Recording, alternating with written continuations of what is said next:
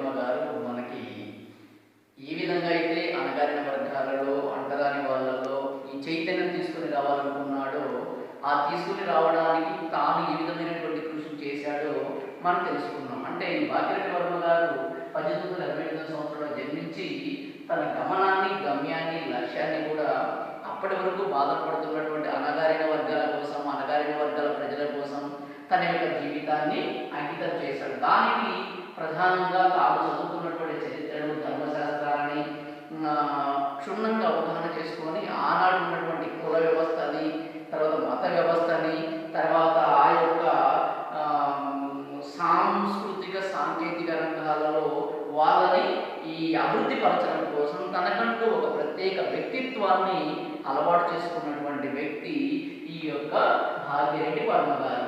అయితే ఎప్పుడైతే అంటరాని వర్గాలకు అవస్థలు అంటే వాళ్ళు పడేటువంటి సమస్యలు, కష్టాలు, వాటికి సంబంధించినటువంటి సర్వము అర్థమైందో అప్పుడు ఒక క్రమమైన పద్ధతిలో వీళ్ళలో ఉన్నటువంటి చైతన్యాన్ని, మోటివేషన్ని పెంపొందించడం కోసం తాను ఒక ప్రత్యేకమైనటువంటి మార్గంలో వెళ్ళాలని అనుకున్నాడు. అంటే ఏదైనా తన లక్ష్యాన్ని చేరుకోవాలంటే ముందుగా కావాల్సింది ప్రజల్లో చైతన్యం.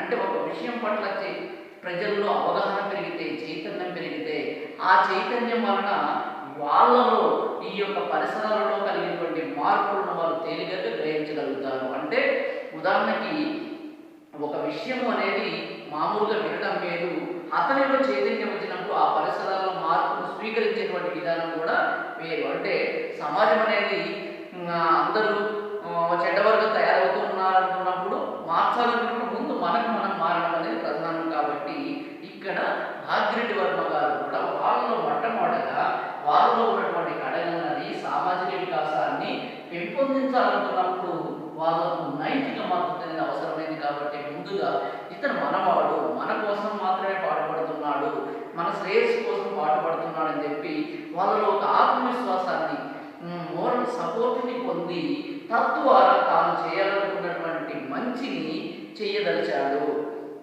కాబట్టి తర్వాత ఏమైంది అన్నటువంటిది మనం చూద్దాం. అణగారిన కులాల నాయకులతో కూడా ఈ క్రమంలో పరిచయం పెరిగింది. అంటే ఈ అణగారిన కులాల్లో ఉన్నటువంటి ఆ వ్యక్తుల యొక్క నాయకులు ఎవరైతే ఉన్నారో, లీడర్స్ ఎవరైతే ఉన్నారో వాళ్ళతో కూడా ఒక గొప్ప పరిచయం అనేది పెరిగింది. క్రమక్రమంగా వారి నుంచి సహకారం, నైతిక మద్దతు కూడగట్టుకున్నాడు. అంటే ఎప్పుడైతే ప్రజలు ఈయన చేస్తున్నటువంటి పనులను తమ కోసం, తమ బాగు కోసం, తమ ప్రజల కోసం ఆయన పాటుపడుతున్నాడు అనేటువంటి విషయాన్ని గ్రహించగలిగారో అప్పుడు వాళ్ళలో కొంత మార్పు వచ్చి ఆ మార్పులో క్రమక్రమంగా వారు కూడా ఇన్వాల్వ్ అయ్యి, వారు కూడా సహాయపడుతూ, వారు కూడా ఈ యొక్క భాగ్యరెడ్డి గారికి సహాయపడుతూ, సహాయం చేస్తూ మోరల్ సపోర్ట్ని, ఫిజికల్ సపోర్ట్ని, మెంటల్ సపోర్ట్ని కూడా ఈయనకు అందించడం ప్రారంభించారు. గొప్ప మనుషులలో, సంస్కర్తలలో ఉండే చిత్తశుద్ధిని అలవర్చుకొని ఆయన అంటరాని వర్గాల ఉన్నతి కోసం సంస్కరణ మొదలుపెట్టాడు. కాబట్టి ఎప్పుడైనా ఎవరు సంస్కరించబడతారు, ఎవరు సంస్కరిస్తారు అంటే ఈ సమాజంలో ఒక క్రిటికల్ ప్రశ్న ఇది.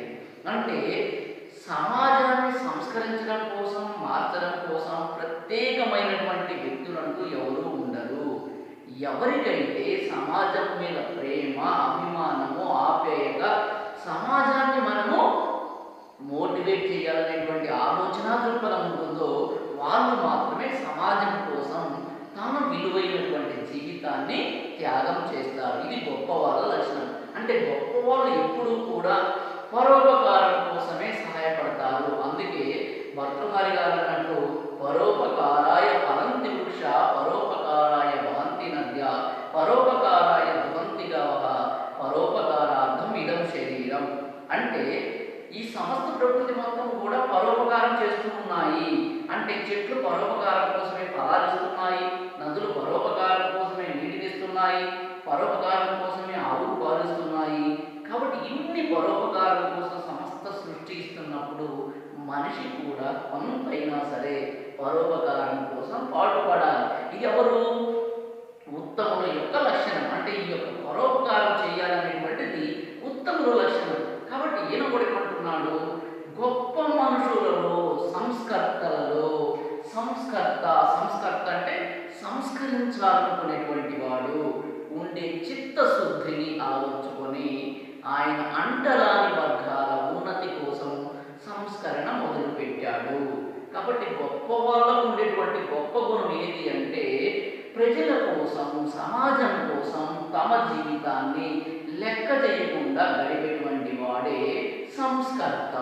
అంటే సమాజాన్ని సంస్కరించడానికి పూనుకునేటువంటి వ్యక్తినే మనం సంస్కర్త అంటాం. కాబట్టి అలాంటి సంస్కర్తలలాగా ఈ భాగ్యరెడ్డి వర్మ కూడా తెలంగాణ ప్రాంతంలో ఉండేటువంటి అణగారిన వర్గాలలో వాళ్ళ యొక్క హక్కుల కోసం, వాళ్ళ రక్షణ కోసం ఈయన ప్రత్యేకంగా సంస్కరణ కార్యక్రమాన్ని మొదలుపెట్టాడు. నెక్స్ట్, కాబట్టి గొప్పవారిలాగా ఈ భాగ్యరెడ్డి వర్మ కూడా తన యొక్క చిత్తశుద్ధి అంటే తన మనస్సులో ఎప్పుడు పర్ఫెక్ట్గా ఇది చెయ్యాలనుకున్నటువంటి ఆలోచనతో అలవర్చుకొని అంటరాని వర్గాల ఉన్నతి కోసం, ఉన్నతి అంటే గొప్పతనం, ఉన్నతి అంటే గొప్పదనం. కాబట్టి అంటరాని వర్గాలను గొప్పగా పెరగడం కోసం, గొప్పదనాన్ని పొందడం కోసం సంస్కరణ మొదలుపెట్టాడు. సంస్కరణ అంటే సంస్కరించడం.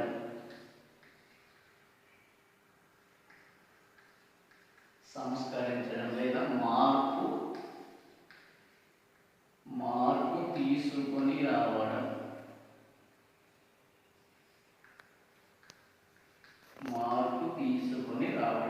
కాబట్టి సంస్కరణ మొదలుపెట్టాడు.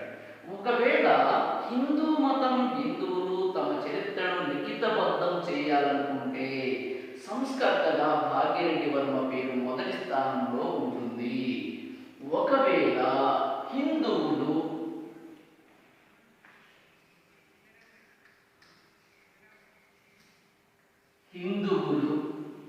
ఏం చేయాలనుకుంటే తమ చరిత్రను లిఖితబద్ధం చేయాలనుకుంటే లిఖితం అంటే రాయడం. ఒకవేళ హిందువులు తమ చరిత్రను లిఖితం చేయాలనుకుంటే, హిందూ చరిత్రగా రాయాలి అనుకుంటే సంస్కర్తగా భాగ్యరెడ్డి వర్మ పేరు మొదటి స్థానంలో ఉంటుంది. అంటే ఒకవేళ హిందూ చరిత్ర, హిస్టరీ ఆఫ్ హిందూస్, కాబట్టి హిందూ చరిత్రను రాయాలని ఎవరైనా సంకల్పించుకుంటే ఆ చరిత్రలో ఈ భాగ్యరెడ్డి వర్మ అనేటువంటి పేరు సువర్ణాక్షరాలతో లిఖించబడుతుంది. ఎందుకంటే ఈ దళితులు లేదా అంటరాని వాళ్ళైనటువంటి హిందువులలో హిందూ మతం పట్ల ఉజ్వలత్వాన్ని ఆ సంస్కరణ చేసినటువంటి వ్యక్తి ఈ యొక్క భాగ్యరెడ్డి వర్మ. కాబట్టి హిందూ చరిత్ర రాయగలిగితే ఖచ్చితంగా ఆయన పేరు సువర్ణాక్షరాలతో లిఖించబడి ఉంటుంది. అందులో మొదటి స్థానంలో ఉంటుంది. అణగారిన వర్గాల వికాసానికి ఆయన తన సమస్తాన్ని అర్పించాడు. అణగారిన వర్గాలు అంటే అంటరాని వాళ్ళు. అణగారిన వర్గాలు, అంటరాని వాళ్ళు. అణగారిన వర్గాల వికాసానికి, వికాసము, అభివృద్ధి. కాబట్టి అణగారిన వర్గాల యొక్క వికాసానికి ఆయన తన సమస్తాన్ని, సమస్తము అంటే మొత్తము, అంటే తన దగ్గర ఉన్నటువంటి యావత్ ఆస్తిని కూడా ఈయన అర్పించాడు. అర్పించు, ఇచ్చు. కాబట్టి ఏం చేశాడు?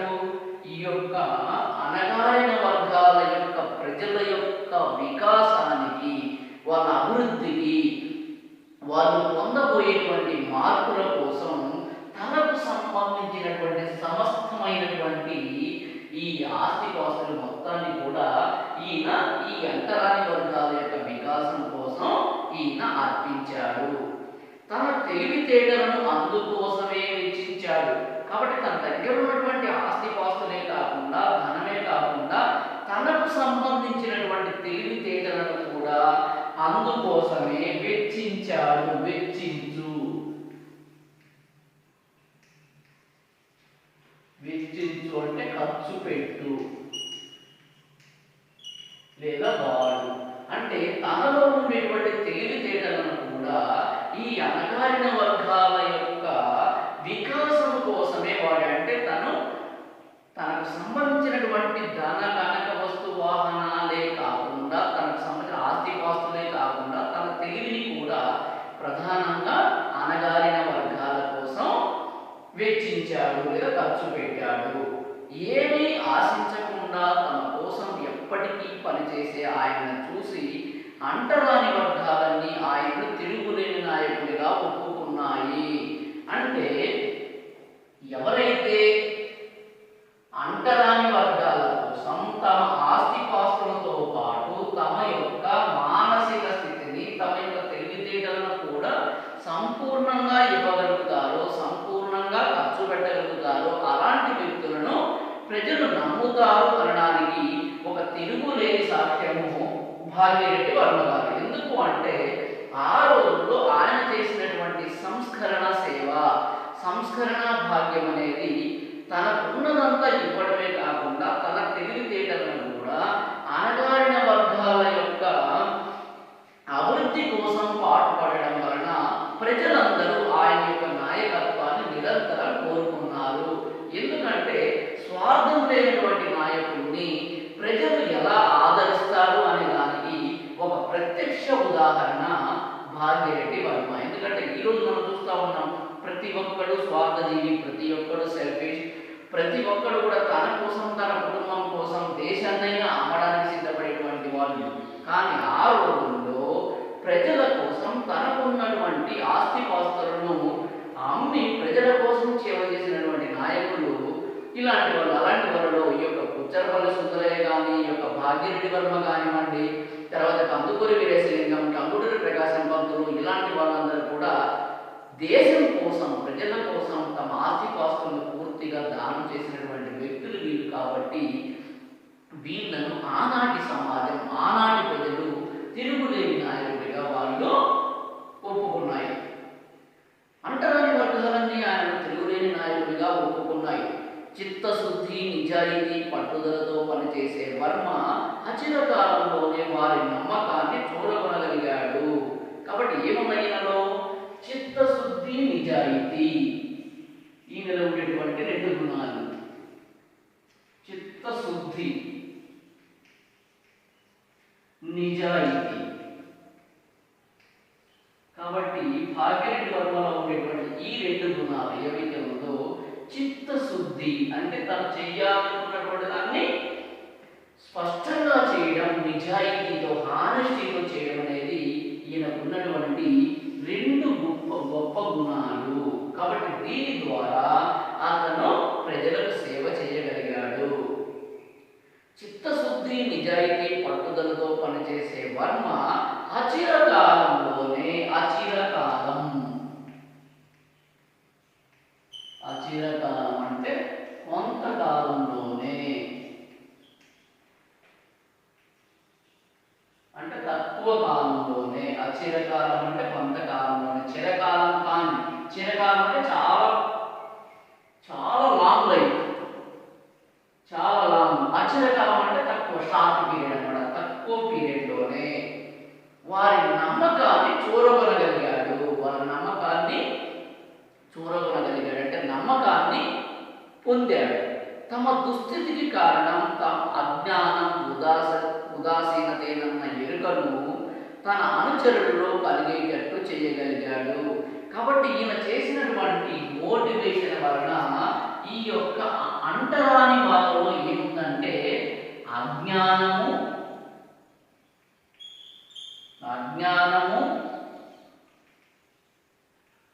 ఉదాసీనత, ఈ రెండు అంశాలే మనలను అంటరాని వాళ్ళుగా, అణగారిన వర్గాలుగా మార్పు చేస్తున్నాయి అనేటువంటి విషయాన్ని వీళ్ళు గ్రహించగలిగారు. చిత్తశుద్ధి, నిజాయితీ అనేటువంటి అంశాలు ఈ పరులు అనేవి వీళ్ళలో ఏమి తమలో లోపము అని తెలుసుకున్నారు అంటే అజ్ఞానం అంటే చదువు లేకపోవడము, ఉదాసీనత పట్టనితనము. ఉదాసీనత అంటే పట్టనితనం, అంటే ఏం జరుగుతున్నా చెల్లించకపోవడం, పట్టనితనం. ఇవే మనలో ఉండేటువంటి లోపాలు అని తన అనుచరులలో, ఈ భాగ్యరెడ్డి వర్మ యొక్క అనుచరులలో కలిగేటట్టు చేయగలిగాడు. మనుషులంతా పుట్టుకతో సమానమని, ఎవరు ఎక్కువ ఎవరు తక్కువ కాదన్న సత్యాన్ని తెలుసుకునేటట్టు చేశాడు. కాబట్టి వీళ్ళు ఎప్పుడైతే తమలో ఉండేటువంటి లోపాలు, అజ్ఞానం, ఉదాసీనత అని తెలిసిందో అప్పుడు మనుషులంతా పుట్టుకతో సమానమేనని, ఎవరు ఎక్కువ ఎవరు తక్కువ కాదన్న సత్యాన్ని తెలుసుకునేటట్టు చేశాడు. కాబట్టి ఇవి మనలో ఉండే లోపాలు. అంతేగాని ప్రతి మనిషి పుట్టుకలో కానీ మరణంలో కానీ ఏది ఎక్కువ తక్కువ లేవు అనేటువంటి సత్యాన్ని, నిజాన్ని, సత్యము సత్యము అంటే నిజము, నిజం అనేది తెలుసుకునేటట్టు చేశారు వీళ్ళని. అయితే లోపలే జీర్ణించుకుపోయిన మూఢనమ్మకాలు, అజ్ఞానాన్ని తొలగించడం అంత సులువు కాదన్నది తెలిసిందే. అయితే ఎంతగా ఈ ప్రజలలో మనలో అజ్ఞానం ఉంది, ఉదాసీనత ఉంది, అందుకనే మనం అంటరాని వర్గాల వారిగా, అనగారిన వర్గాలుగా ఉన్నాము అని వారు ఎంత ఆలోచించినప్పటికీ తరతరాలుగా జీర్ణించుకుపోయిన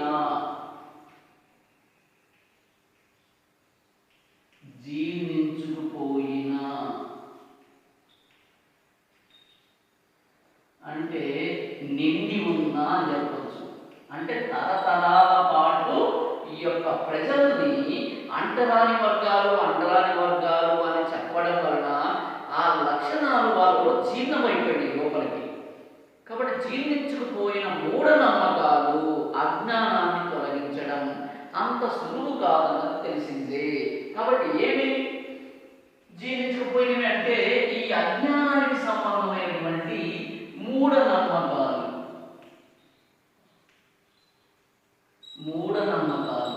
కాబట్టి తరతరాలుగా వీళ్ళలో నిండి ఉన్నటువంటి మూఢనమ్మకాలు, అజ్ఞానం, ఉదాసీనత అనేవి ఉన్నాయి. కాబట్టి వీళ్ళని అంత తొందరగా, వీళ్ళలో ఉండేటువంటి అజ్ఞానాన్ని అంత తేలికగా తీసివేయలేము అనేది తెలుసుకునేటట్టు చేశాడు.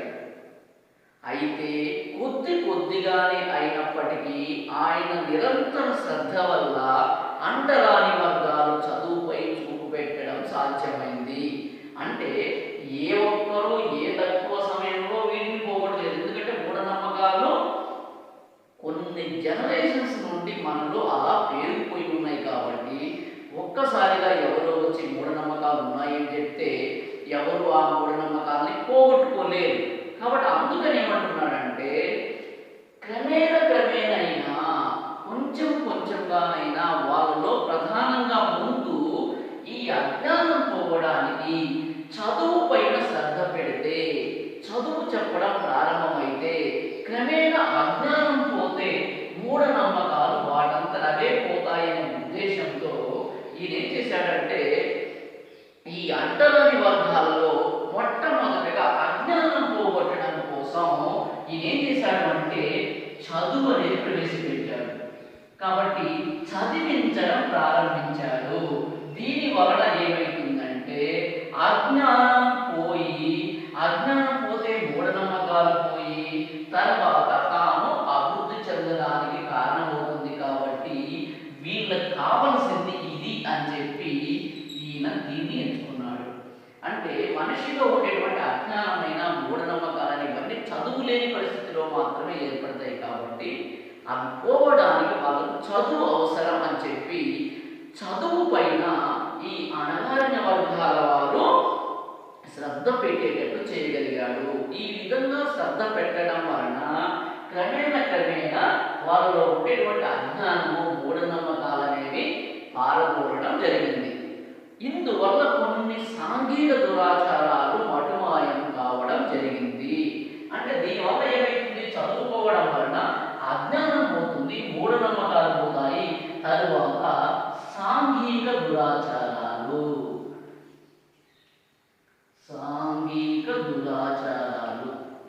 ఇలాంటివన్నీ కూడా పోయాయి. కాబట్టి ఈ ప్రజల్లో ఇప్పటికీ కూడా సాంఘిక దురాచారాలు కొన్ని చోట్ల ఉన్నాయి. కానీ చాలా మటుకు స్వాతంత్ర్యం వచ్చినటువంటి కాలంలో ఉన్న సాంఘిక దురాచారాలు ఈ రోజు కనపడట్లేదు. ఎందుకంటే చాలా మంది సంస్కృతులు చేసినటువంటి సేవ వలన సాంఘిక దురాచారాలు అనేవి చాలా వరకు మటుమాయం కావడం జరిగింది. కాబట్టి ఎప్పుడు సాంఘిక దురాచారాలు, ఎప్పుడు మూఢనమ్మకాలు, ఎప్పుడు అజ్ఞానం పోతుందంటే మనిషి చదువుకున్నవాడైతేనే. ఎప్పుడైతే మనిషి చదువుకొని చదువుకున్న ఫలాన్ని పొందాలనుకుంటాడో అప్పుడు మాత్రమే ఈ యొక్క దురాచారాలైన అజ్ఞానము, మూఢనమ్మకాలు, సాంఘిక దురాచారాలు ఈ మూడు కూడా పోవడానికి కారణము చదువు. అందుకని అణగారిన వర్గాలలో ఈయన చదువు పైన శ్రద్ధ పెట్టి చదువు వలన వీటిని వాళ్ళ నుండి దూరం చేయడం జరిగింది. తర్వాత ఆయన ఏ విధమైనటువంటి ఈ దురాచారాలను పోగొట్టడంలో ప్రముఖ పాత్ర వహించాడు అనేటువంటి విషయాన్ని మనం మళ్ళీ క్లాస్లో చూద్దాం.